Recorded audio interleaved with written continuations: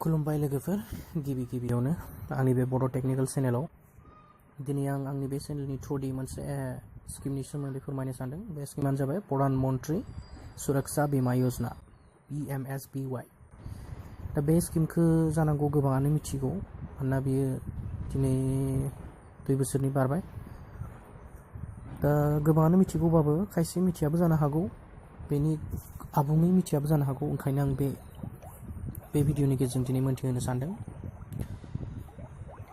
दा आं बेयाव लिरदों फैनाय दिनै बोसोराव 12 रां दोननानै 2 लाख रां मादि मोनो। थारैनो लोगोफोर, बोसोराव जोङो 12 रां दोननानै जोङो लाइफ इन्सुरेन्स खालामनो हायो। जोंनि लाइफखौ लाइफ इन्सुरेन्स जों खालामना दोननो हायो।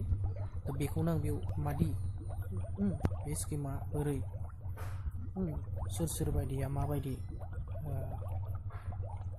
बेवहाय एप्लाइ खालामनो हायो, बबे बैसोनिफ्राय मा बैसोसिम एप्लाइ खालामनो हायो, आरो मा नांगोन, मादि एप्लाइ खालामो, आरो फर्मखौ बबेयाव मोनगोन, बेफोरनि सोमोन्दै आं आबुङै फोरमायगोन। ओंखायनो गासिबो बाथ्राखौ मोनथिनो थाखाय बे भिडिअखौ आबुङै नाय। प्रधानमन्त्रि सुरक्षा बीमा यजना बेयो जादों गभर्नमेन्टनि मोनसे एक्सिडेन्ट इन्सुरेन्स स्किम। बेखौ नरेन्द्र मदिया प्राइम मिनिस्टार, बेयो थांनाय 2015 मायथाइनि 9 मेआव कलकातायाव मोनसे कनफारेन्स जादोंमोन। बे कनफारेन्सनि गेजेरजों बे स्किमखौ बेखेवना होदों। दा बिथाङा फोरमायबावो बे स्किमनि गुबै एमानो जाहैबाय, एम्बिशनानो जाहैबाय, मिशनानो जाहैबाय जों गोरिब बा मिडल क्लासनि फेमिलिफ्रा जों गोबां इन्सुरेन्स दङब्लाबो गोबां इन्सुरेन्सफोरखौ जोङो दोननो हाया। ओंखायनो बेयो खालामदों, मोनसे स्किम दादों। बेनो जाबाय जोङो खम रां दोननानैनो जोंनि लाइफखौ बोरै लाइफ इन्सुरेन्स खालामना दोननो हायो। बेनि थाखाय बे स्किमखौ खुलिदों, बेयो लन्च खालामदों। दानिया एलिजिबिलिटिखौ नायदोनि, बे स्किमखौ मोननो थाखाय जोंनि बैसो, जोंनियाव मा जानांगोन, जों माबायदि जानांगोन, बेनि सोमोन्दै बुंगोन। बेयाव लिरदों N individual in the age 18 to 70 years having saving bank account is eligible to join under प्रधानमन्त्रि सुरक्षा बीमा यजना। जायहा बेंक एकाउन्ट दङ, बिथांनि बैसोआ जिखुनु बेंक एकाउन्टआव बेंक पासबुकआनो थाथों मानो, SBI आवनो जा, सेन्ट्रेलावनो जा, इक'आवनो जा, बिथाङा जायखिजाया मोनसे एकाउन्टआवसो बे इन्सुरेन्सखौ खालामगोन। 3-4 एकाउन्ट थायोब्लाबो बियो 2-3 खालामनाङा, नङाब्ला दानलांगोन होननानै बुंदों। आरो बिथांनि बैसोआ बेसेबां जानांगोन? 18 बोसोर, 18 बोसोर, खमैनो 18 बोसोर जानांगोन। आरो 18 बोसोरनिफ्राय लानानै 70 बोसोर बा 70 बोसोर बिनि सायाव जानो मोननाय नङा बिथाङा। अब्लानिया बिथाङा एप्लाइ खालामनो हागोन, बे स्किमखौ लानो हागोन। आरो खनसे बुंबावदों, बैसोआ जानांगोन 18 बोसोर खमबाबो, आरो बांद्राय 70 बोसोरनि सिङाव जानांगोन, बेफोरनि गेजेराव थानाय जानांगोन। अब्लाना बे स्किमखौ लानो हागोन। दानिया एनरलमेन्ट पेरियडखौ नायनोसै, बबे समाव दोननानै बबे समाव जोंनि बे बोसोरसेनि 12 थाखाया दानलाङो, बेखौ बेयाव लिरदों। जों बे स्किमखौ एप्लाइ खालामब्ला जोङो 1 जुननि सिगाङाव 31 मेनि सिगाङाव जोङो स्किमखौ खालामनांगोन। होमब्ला मा जागोन, जोङो जुदि बे स्किमखौ एप्लाइ खालामबायब्ला जोंनि एकाउन्टनिफ्राय अट'मेटिकलि बोसोराव 12 थाखा जोंनि एकाउन्टनिफ्राय, सेभिं बेंक एकाउन्टनिफ्राय दानगोन। 31 मेआव दाननानै जोंनि बे भेलिडा बोसोरसेनि थाखाय 12 थाखाया बोसोरसेनि थाखाय थागोन। आरो बे 12 थाखाया नेक्स्ट, जों जुदि दा 31 मेआव दोनोब्ला नेक्स्ट बोसोरनि 1 जुनाव जोंहा बे भेलिडा जोबगोन। अब्लाना जोंनिफ्राय आरो नेक्स्ट बोसोरनि थाखाय मा जों 12 टाका दानगोन माने बोसोरे 12 टाका जोंनि एकाउन्टनिफ्राय दानगोन दा बेखौ बेयावनो लिरदों आरो जोंनि एकाउन्टआव गोसो लाखिनो गोनांदि जोंनि एकाउन्टआव खिन्थु फैसा थानांगोन जोंनि एकाउन्टआव अब्लानासो बे स्किमआ रानिं सोलिबाय थागोन नङाब्ला जोंनि जुदि बेलेन्स थायाब्ला जोंनि एकाउन्टआव बे स्किमआ बन्द जागोन ओंखायनो गोसो लाखि जोंनि बोसोराव जोङो 12 टाका माने जोंनि एकाउन्टनिफ्राय दानलांगोन जों खनसे एप्लाइ खालामनाय लोगो लोगो बेयो अट' डेबिट जालांबाय थागोन जोंनि एकाउन्टनिफ्राय दा बेखौ मिथिना ला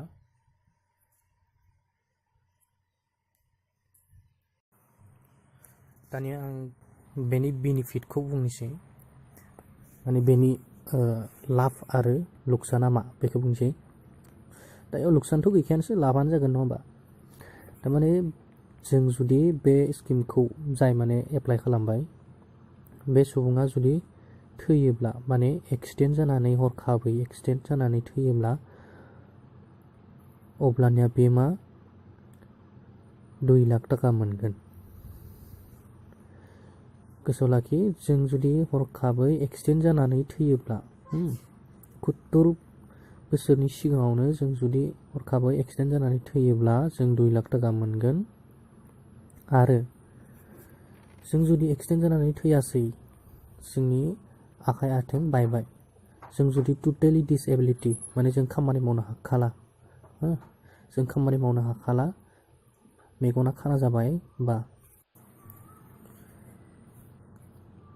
आरो मा जों जुदि एक्सिडेन्ट जानानै जोंनि आखाइ फारसे बायबाय थेवबो जों खामानि मावनो हायो बा जोंनि बहाबा मोनसे अंग बा हाराफोरानो बायबाय थेवबो जों खामानि मावनो हायो टटेलि जों डिसेबिलिटि नंद्राया अब्लानिया मा जागोन जोङो 1 लाख टाका मोनगोन माने जोंनि आखाइ फारसेया माने बायबाय आखाइ फारसेया खामानि होयो अब्लानिया माने जों 1 लाख टाकाखौ मोनगोन आरो बेयाव 2 लाख टाकाखौ मोननाय नङा जिहेतु जों खामानि मावनो हागोन आखाइ फारसेजों बा बिदिनो आथिङाबो जुदि थोंसे लेंग्रा जाबाय थेवबो जों खामानि मावनो हायो अब्लानियाबो मा जों 1 लाख टाका मोनगोन दा बेयाव कनफिउज जायो आरोना 2 लाख टाकाखौ बहा मोनगोन आरो 1 लाख टाकाखौ बहा मोनगोन बेखौ मोजाङै गोसो होनानै माने जोङो टटेलि डिसेबिलिटि होनना बुंनो हादों बेयाव माने जों जुदि टटेलि खामानि मावनो हाखाया जयै जानो गोनां जायो अब्लानियासो जोङो मा जागोन 2 लाख टाकाखौ मोनगोन आरो जोंनि जुदि टटेलि डिसेबिलिटि नङा जोङो आखाइ फारसे बाबाय आखाइ फारसे दं खामानि मावनो हायो अब्लानो जों 1 लाख टाका मोनगोन एबा मेगन फारसे खाना जाबाय मेगन फारसेजों जों खामानि मावनो हागोन अब्लानो जों मा 1 लाख टाकाखौ मोनगोन बेफोरबायदि दा बेनो बेयाव दा नैबे last chapter how to apply बे स्किमखौ माबायदि एप्लाइ खालामनो जोंथ' गोबां बुखिबोबाय आङो दा नाथाय मादि एप्लाइ खालामो बेखौनो मिथियोबा मा फायदा जागोन नङा होमबा दाना फै दा जोङो बेखौ SMS नि थ्रुयैबो जोङो बे स्किमखौ एप्लाइ खालामनो हायो जोङो बेंकआव थाङोब्ला बेंकआव मोनसे नाम्बार हरगोन बे नाम्बारखौ नोंहा अलरेडि बे नाम्बाराव जुदि नोंनि एकाउन्टआव मबाइल नाम्बारा रेजिस्टार दङब्ला अब्ला नोङो मेसेज खालामबानो जागोन आरो फर्मबो मोनगोन बेंकआव थाङोब्ला प्रधानमन्त्रि सुरक्षा बीमा यजनानि होननानै फर्म मोनसे बिब्ला फर्मबो होगोन जायखिजाया बेंकआवनो जा SBI आवनो जा सेन्ट्रेलावनो जा माने बे फर्मखौ होनबा फिलआप खालामनानै जि डकुमेन्ट्स नांगौ जिहेतु आधार कार्ड नांगौ नाथाय आधार कार्डआथ' जोंनि असमियाव जाजोबाखै नङा होमबा आसामाव जाजोबाखै ओंखायनो जोंनाव बेवहाय पान कार्ड भट कार्ड बे मोननैखौ होबाबो एक्सेप्ट खालामगोन ओंखायनो बे मोननैखौ होनानै बे स्किमखौ एप्लाइ खालामनो हागोन जों बेनि अनगायैबो जोङो जायफोरा नेट बेंकिं दं बिथांमोनहा बांसिन सुबिदा जागोन गावनि मबाइलाव बा कम्पिउटाराव गावनि net banking site sbi.org.aw login खालामनानै गावनि साइटआव थांनानै बेवहाय अपसन मोनसे मोनगोन ससियेल सिकिउरिटि होननाय बेयाव थाङोब्ला क्लिक खालामबानो प्रधानमन्त्रि सुरक्षा बीमा यजना बेयाव क्लिक खालामबावनानै जि इन्सट्राक्सन दङ बेखौ फल' खालामब्लानो नोंथांमोना एप्लाइ खालामजागोन दा बेनोसै माबायदि एप्लाइ खालामो बेफोरबायदिनो एप्लाइ खालामनो हागोन नोंथांमोना। आरो आं जायफोरा फर्म नागिरना मोनाखै बिथांमोनखौ आंनि भिडिअनि डिसक्रिपसननि सिङाव आङो लिंक होगोन। बे फर्मखौ डाउनलड खालामना लानो हागोन नोंथांमोना। फर्मखौ डाउनलड खालामनानै फिलआप खालामनानै डकुमेन्ट्सखौ एटाच खालामनानै बेंकआव साबमिट खालामबानो जागोन आरो। दा आं आसा खालामो बे स्किमनि सोमोन्दै गोबाङा जायफोरा मिथियामोन बिथांमोना मोनथिबाय आरो जायफोरा आंनि भिडिअखौ आबुङै नायबाय बिथांमोनखौ आं साबायखर बावबाय। आरो आं बेबायदिनो गोबां भिडिअ इयुनाव लाबोबाय थागोन। ओंखायनो आंनि भिडिअखौ साबस्क्राइब खालाम, चेनेलखौ साबस्क्राइब खालाम, लाइक खालाम, शेयार खालाम, जाहाथे गोबाङानो मिथियो। जोंनि बर' हारियाबो गुबुनफोरबायदि दावगानांगोन, जौगानांगोन, मोनथिनांगोन। जोंहा गोबां फरायसाफोरा जों गुबुननि भिडिअफोरखौ नायनानै टाइम पास खालामो, नाथाय माबायदि भिडिअखौ नायोब्ला जोंनि फैदा जायो बेफोरखौ नायनांगौ। इउटुबफ्राव सार्च खालामनानै जानला मोनला भिडिअखौ नायालाबासिनो जोंनि लाइफआव, जोंनि जिउआव, जोंनि लाइफ स्टेजाव, जोंनि लेभेलाव माबायदि भिडिअ नायब्ला जोंनि लाब जागोन बेफोरखौ नायनांगौ आंनिबा। दा आं बेखौनो बुंनानै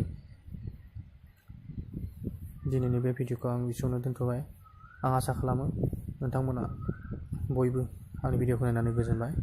साबायखर, बयखौबो साबायखर बावनानै जै बर' हारिनि जै होननानै आं दिनै बे एसेयावनो दोनबाय।